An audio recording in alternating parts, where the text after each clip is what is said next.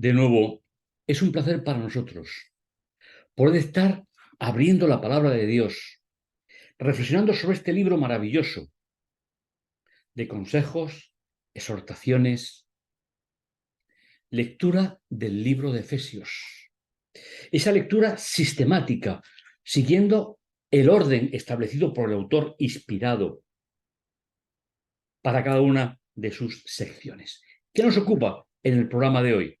El programa de hoy nos ocupa la sección que va del 5:21 al 33. La casa-iglesia y la relación en el matrimonio dentro de ese contexto. Pero antes de continuar, vamos a inclinar nuestros rostros y vamos a orar al Señor para que nos ayude a poder tener la necesidad nosotros de dirigirnos hacia Él y de poner nuestra mano y nuestra vida y nuestro corazón en sus manos. Oremos. Bendito, bondadoso Dios que estás en los cielos, santificado, Señor, sea tu nombre. Te agradecemos, Padre Santo, todo lo que tú nos das, todo lo que tú nos bendices. Señor, qué gratitud hay en nuestro corazón cuando podemos abrirlo a tu influencia. Como un acto, Señor, de pasar de la luz, de pasar de las tinieblas a la luz, como un acto voluntario. Gracias, Señor, porque eres como eres.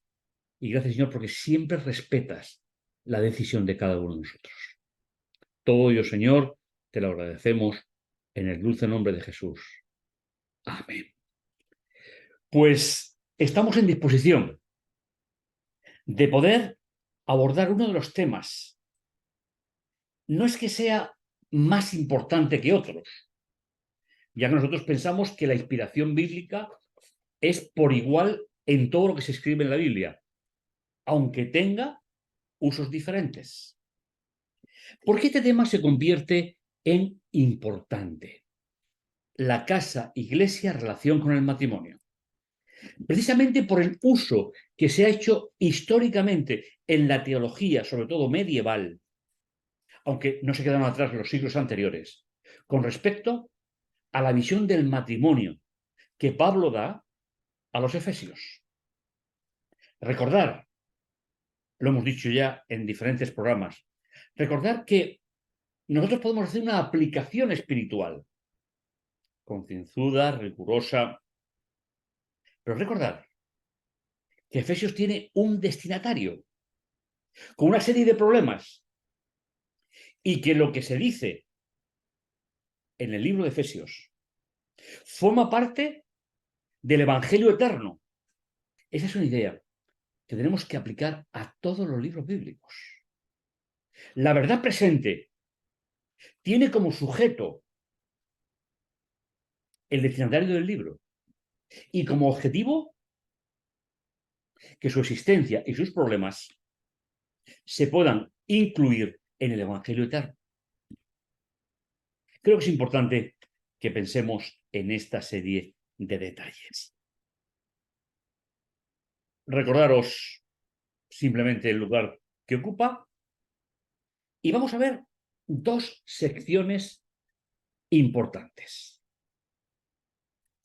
que además una es más larga que la otra y que eso ya nos tiene que hacer ver al leer el texto que hay una serie de problemas que el apóstol tiene que enunciar y aconsejar. La primera es principios éticos para el matrimonio, la esposa. La segunda es principios éticos para el matrimonio, el esposo. Y recordad, si me permitís, que en aquella época, en la época que nos ocupa, la iglesia no tiene edificios. La iglesia está en las casas. Y eso no quiere decir que en el siglo I existieran los grupos pequeños, con el sentido que se le da hoy, sino que al no tener todavía una infraestructura, como la iglesia fue cogiendo posteriormente, la casa, el hogar, era la iglesia. Y la familia que vivía en esa casa iglesia era el exponente exterior de la evangelización sobre Jesús. No olvidemos esta idea. Es importante para nuestra reflexión. No perdamos de vista que el consejo de Pablo va dirigido a dejar atrás las influencias del pensamiento gentil. En estos pasajes que vamos a ver, del 5:21 al 6:9, vamos a destacar tres parejas que interactúan en la casa que públicamente es una iglesia. Además de su aspecto respetable y su virtuoso trasfondo, la mujer casada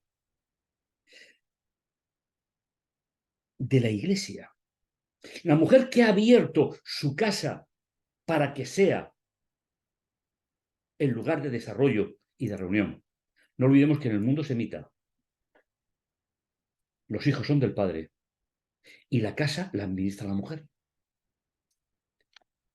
Deben mantener siempre una actitud de total lealtad y sin división en su corazón hacia su marido y hacia Cristo. Es decir, la mujer tiene que buscar, como después veremos en el marido y después veremos en los hijos, en los esclavos, en los dueños, tiene que buscar un equilibrio entre la libertad que le da ser seguidor de Cristo y las limitaciones que le impone la sociedad. Cuando un creyente se hace totalmente invisible por falta de comprensión de la sociedad que le rodea, deja de ser intrascendente y su mensaje no tiene sentido.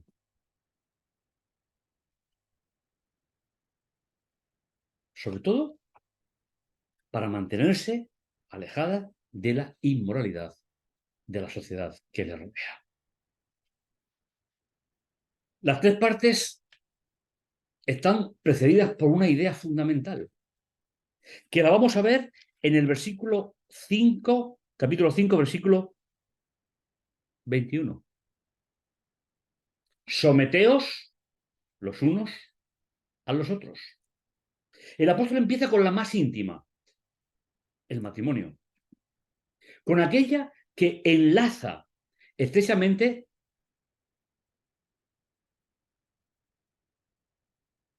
con la iglesia y con la sociedad. Supera el proyecto de Pablo, supera largamente la tradición griega y la tradición israelita primitiva, los de origen judío y de los de origen gentil. Pues en la Biblia apostólica cesan todos los privilegios del hombre en el matrimonio y en todos los pasajes parece claramente en pleno unión inseparable entre el hombre y la mujer. Pero esto nos lleva a tener que estudiar el trasfondo real de por qué Pablo escribió lo que escribió. Un texto que he buscado y que he encontrado y que me gusta especialmente. Ministerio de Curación, página 279.5. Ni el marido ni la mujer deben pensar en ejercer gobierno arbitrario uno sobre otro. No intentéis imponer vuestros deseos uno a otro. No podéis hacer esto y conservar el amor mutuo. Ser bondadosos, pacientes, indulgentes, considerados, corteses. Mediante la gracia de Dios, podéis haceros felices el uno al otro, tal como prometisteis al casaros. Es una buena ayuda. No sustituye al texto bíblico, pero es esa luz menor que nos lleva a entender históricamente la luz mayor. O dicho de otra manera, el Evangelio eterno expresado en la verdad presente para nuestros días.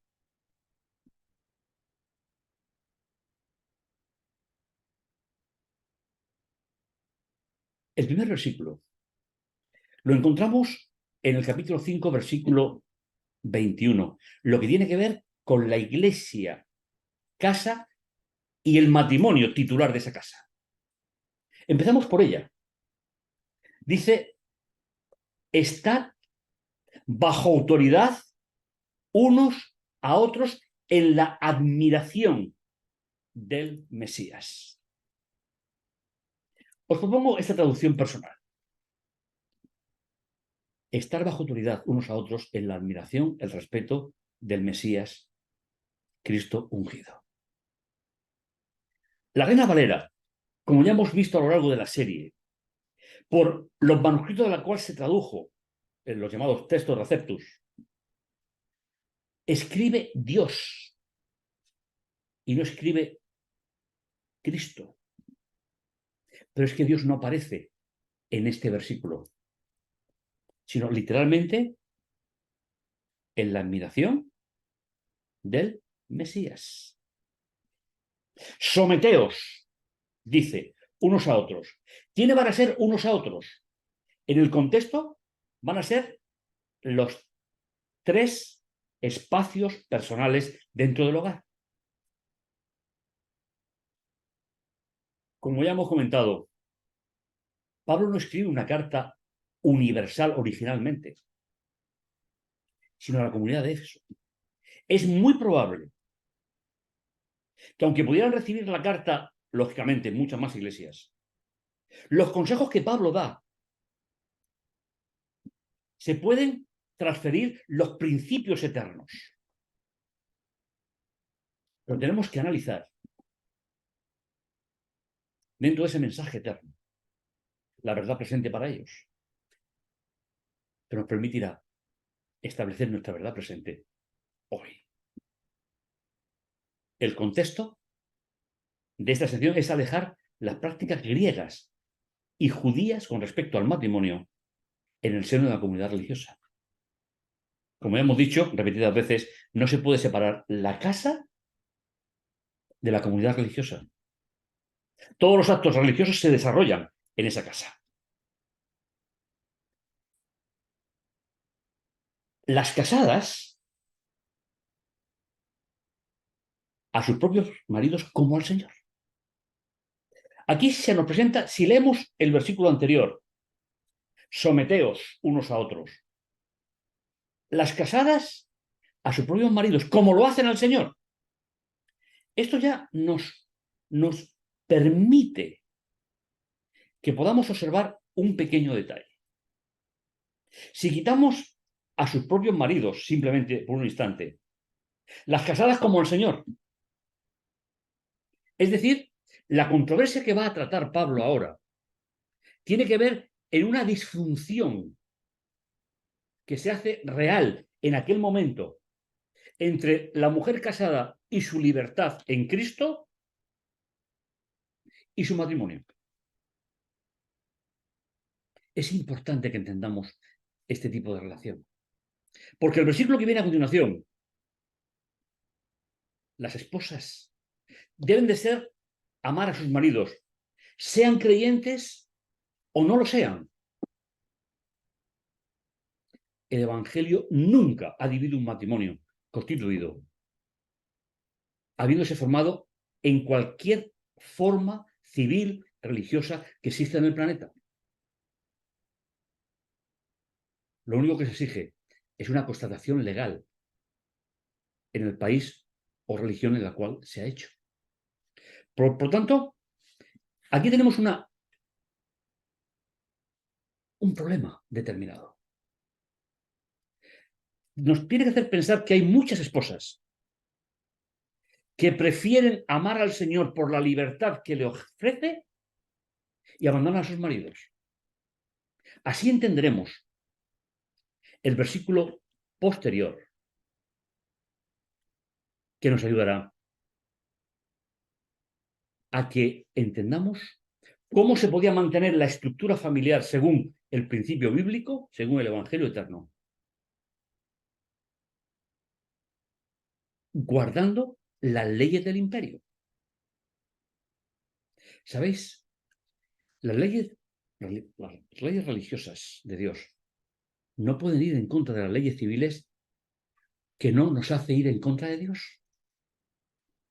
Y el matrimonio, la pareja constituida, en cualquier sistema político, se mantiene la idea, aunque muchas de ellas deformadas. Con estas actitudes de esas esposas que, al conocer a Jesús, intentan liberarse de esposos desarrollados, criados en sociedades donde la mujer era inferior. De seguir así, el apóstol Pablo les dice: perderíais vuestro lugar en la sociedad y no podríais predicar el evangelio a los gentiles. Esta verdad presente sigue siendo aplicable todavía hoy dentro del evangelio eterno. Cuando un grupo religioso seguidor de Jesús, como el nuestro, se siente totalmente alejado de la sociedad en la que sirve, vive y nació, se hace intrascendente. Y el evangelio que predica no crea ni cala el corazón de los que lo escuchan. En el Imperio Romano se practicaban dos tipos de matrimonio. Uno se llamaba cum manu, en el cual la esposa quedaba bajo la autoridad legal de su esposo. Por otro lado, existía el matrimonio sine manu, en el cual la mujer continuaba bajo la autoridad de su padre o de tutor lugar. El tutor legal mandaba en todo, decidía en todo. El divorcio en el Imperio Romano estaba permitido y cualquiera de los dos podía solicitar ese divorcio. Se podía pedir por diferentes razones: infertilidad, incompatibilidad y diferencias personales. Posiblemente en las dos últimas se basaban aquellas líderes de la iglesia en su casa para no someterse a la autoridad del marido, según la estructura y el canon de la época. No me gustaría que pasaras por encima de estos textos sin una reflexión profunda. El creyente tiene que presentar a la sociedad un matrimonio según los criterios de Dios y no según las tradiciones históricas, tanto en el Imperio Romano como en la sociedad judía anterior. Y en ese contexto es donde se dice que el esposo es cabeza de la esposa. Y aquí es donde se han basado a lo largo de los siglos para someter a la mujer. Pero después veremos, siguiendo leyendo, que no nos podemos parar solo en esta frase. La frase está sometida a los problemas que están surgiendo con la emancipación de la mujer, seguidora de Jesús, con respecto a sus maridos. Como también el Mesías cabeza de la iglesia, el mismo que es Salvador de esa iglesia.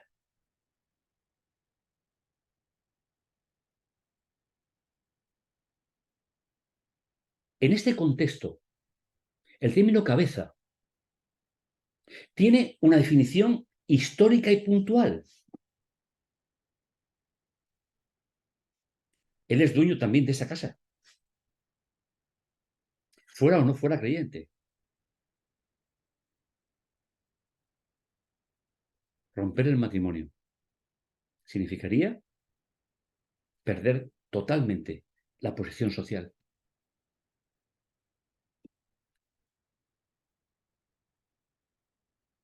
Cristo no puede ser una excusa para romper matrimonios.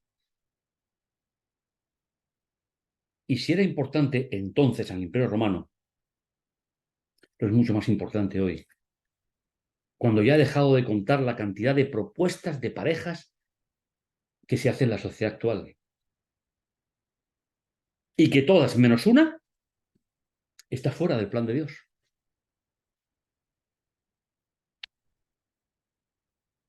Deben seguir juntos.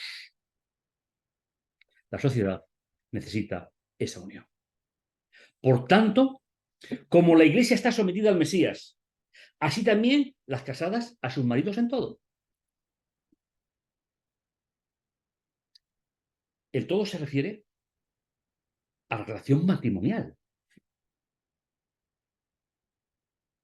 En el mundo de lo privado, de lo particular,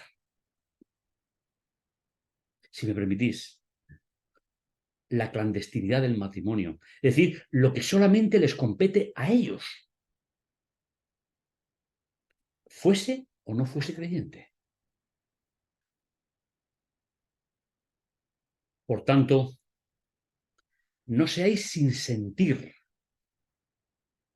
es decir, irrazonables, necias, imprudente, sino entender cuál sea la alternativa del Señor. ¿Cuál es esa alternativa? La vamos a ir viendo en esta sección hasta sus últimas consecuencias. El Señor siempre intenta quitar dolor y sufrimiento en el matrimonio. Sabéis, llevo muchos años casado. No los suficientes, pero muchos. Y espero seguir mi matrimonio en la eternidad. La alternativa social que estaban empleando las esposas en ese momento. El Señor le dice, no seáis imprudentes. La que tenéis que aplicar es la de el Señor.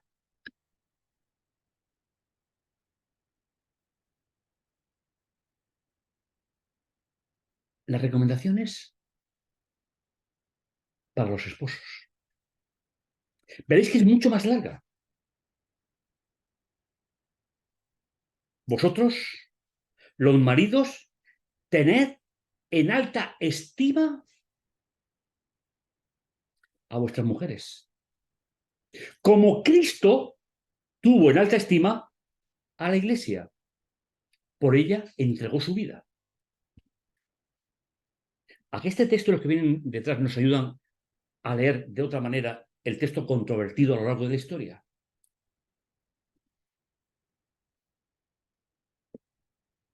El primer verbo está en presente. Tener en alta estima, en imperativo. Y el segundo está en tiempo pasado. Como tuvo en alta estima a la iglesia. Vivir en el matrimonio y en la comunidad religiosa que se desarrolla en ese hogar. Lo que Cristo hizo en el pasado, tratarlo en el presente. Por eso se emplea el mismo verbo, pero en tiempos diferentes. La comparación refuerza la relación del marido con la esposa.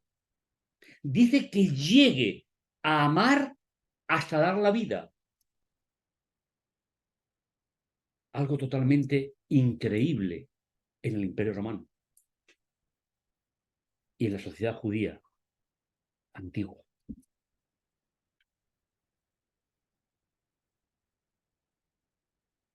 Entregándose a ella, según el versículo 25, dice, a fin de apartar para Dios, purificándola por medio del baño y de la palabra. ¿A qué hace referencia aquí Pablo? ¿Sabéis La comparación sigue reforzando la relación del marido con la esposa. Dice que se lleguen a amar hasta dar la vida, lo hemos visto anteriormente. Agua,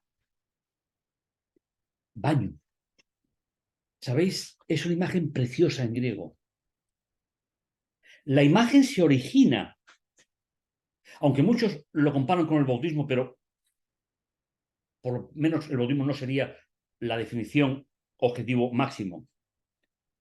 A partir del baño ritual de la novia previo al matrimonio. Era una costumbre en la época. Y la palabra, la que habla al espíritu, también a la esposa. Un texto precioso.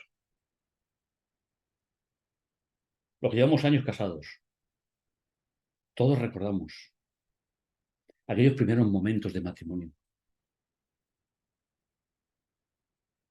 No mucho conocimiento, pero mucho interés y amor.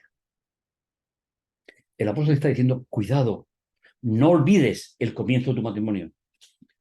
Hubo unos rituales que sellaron ese matrimonio. Y el Espíritu Santo también habla a las esposas, independientemente de cómo le habla al marido. A fin de poner a disposición la iglesia para sí mismo gloriosa, sin que no tiene mancha ni arruga, ni cosa semejante, sino que sea santa y sin tacha. Sigue comparando a Jesús con la iglesia y al marido con la esposa.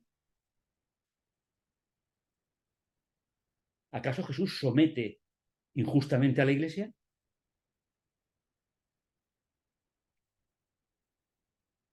¿Qué quiere decir cuando nos habla de que sea sin mancha? Que no se fraccione, que no se rompa, que sigan manteniendo ese mundo privado del matrimonio creado por Dios. Así los esposos deben tener en alta estima a sus esposas como a sus mismos cuerpos. ¿Vosotros creéis que en este contexto cabe la autodefinición machista a lo largo de la historia? Yo no lo creo así. El que tiene en alta estima a su esposa, se tiene alta estima a sí mismo. Tal vez estéis más acostumbrados a leer La Reina Valera. El punto de autoestima pone amar. Pero es que el término, aparte de amar, también nos tiene en este sentido. Un sentido de relación especial. Así los esposos deben tener en alta estima a sus esposas como sus propios cuerpos. ¿Me maltrataría yo a mí mismo? ¿Me sometería a vejaciones yo mismo? ¿Me sometería a insultos yo mismo? ¿A maltrato físico, psicológico? No tiene sentido. Por eso, la cabeza, en este caso, del versículo que hemos leído, es saber gestionar los principios éticos del matrimonio. No hacer una esclava, como lo hacía el mundo griego o lo hacía el mundo tradicional judío. En alta estima a la esposa. Porque ninguno aborreció jamás su propio cuerpo. Al contrario, lo sustenta, lo abriga, lo calienta, como también el Mesías a la iglesia. Hermanos, ¿veis en este texto algún vestigio de la tradición sobre el matrimonio? Una palabra fuera del contexto deja de tener inspiración, deja de ser inspirada.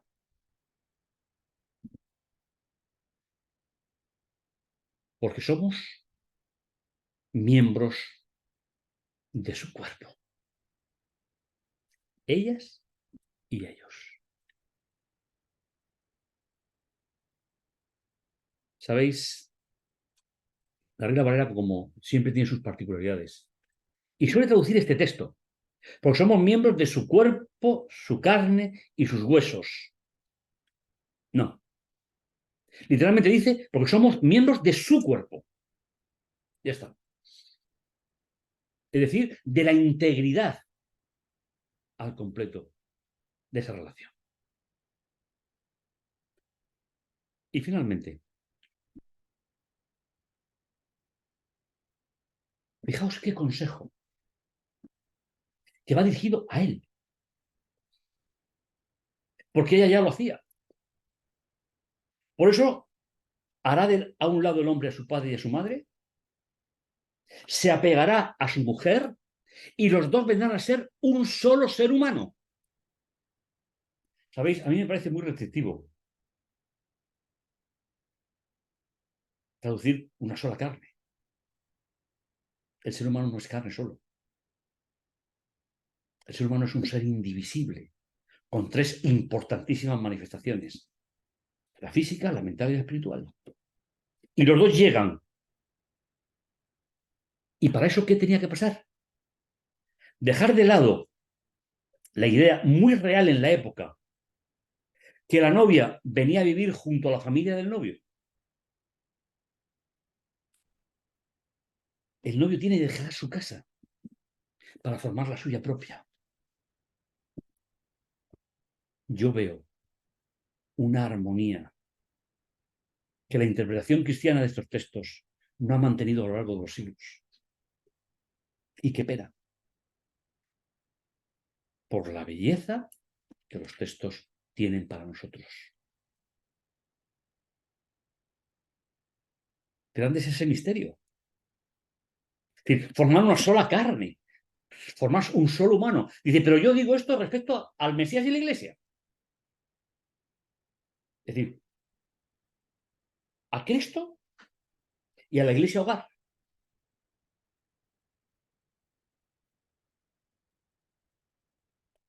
Por lo demás, vosotros también, cada uno en particular, que tenga en alta estima a su propia esposa, de la misma manera que a sí mismo, y que la esposa admira al marido.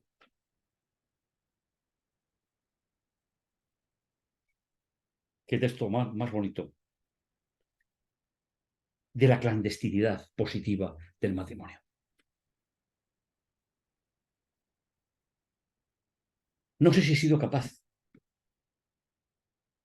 a transmitir el mensaje que el texto ha dado a mi vida. Pero sí tengo algo muy claro. El Evangelio eterno. La formación del matrimonio, en este caso, en el jardín del Edén. El consejo que Moisés incluye en el capítulo: dejar al hombre a su padre y a su madre y se unirán y serán una sola esposa. Inspirado también. Crea un mundo privado. Ojalá tengas la satisfacción de vivir ese mundo privado con la bendición permanente de Dios. Y creo que eso es muy, muy importante. Si tienes algún comentario, compártelo con nosotros. Será de riqueza para todos. Y una promesa, como siempre. El tema 13. Relaciones en la iglesia-casa de los hijos con los padres y los siervos con los amos. Son dos pequeñas secciones, que será el propósito del próximo programa. No te lo pierdas. Estamos llegando al final del libro de los Efesios. Grandes consejos éticos, grandes consejos de alabanza a Dios. Nos vemos en el siguiente programa.